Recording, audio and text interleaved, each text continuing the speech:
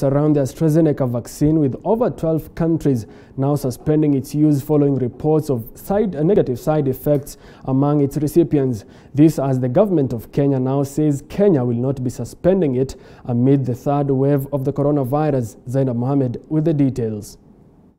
Controversy continues to surround the AstraZeneca vaccine after several countries, mainly in Europe, suspended its use following reports of blood clots among recipients. In Denmark, the vaccine has been suspended for 2 weeks after the death of one recipient and thromboembolic events, among others. Currently, a total of 12 countries around the world have suspended the use of the vaccine, including Denmark, Iceland, Norway, Austria, Estonia, Lithuania, Luxembourg, Latvia, Thailand, Bulgaria, Austria, and Italy.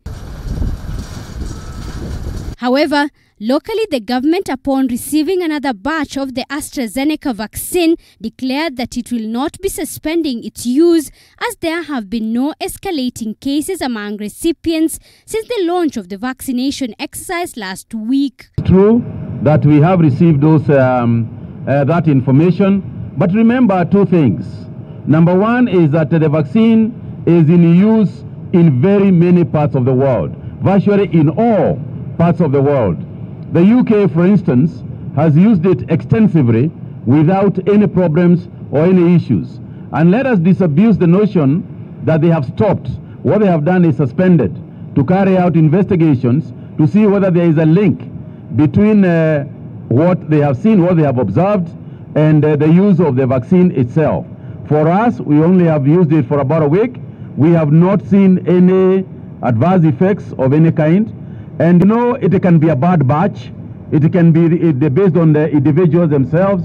So it's difficult for us to tell right now. But I'm sure very soon we will know exactly what is the case. Of course, we are also carrying out our own tests, continuous tests. And just like them, if there was an issue, we would also take the necessary steps. But right now, we have no such inclination.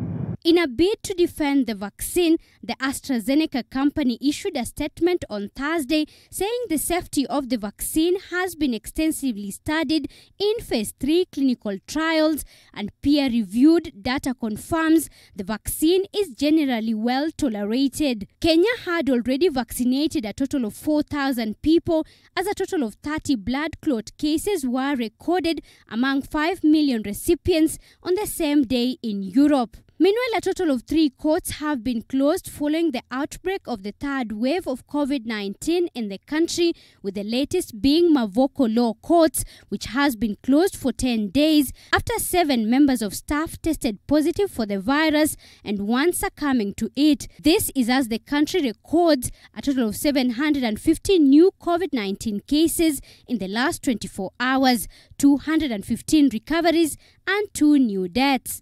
Zainab Mohammed, TV47.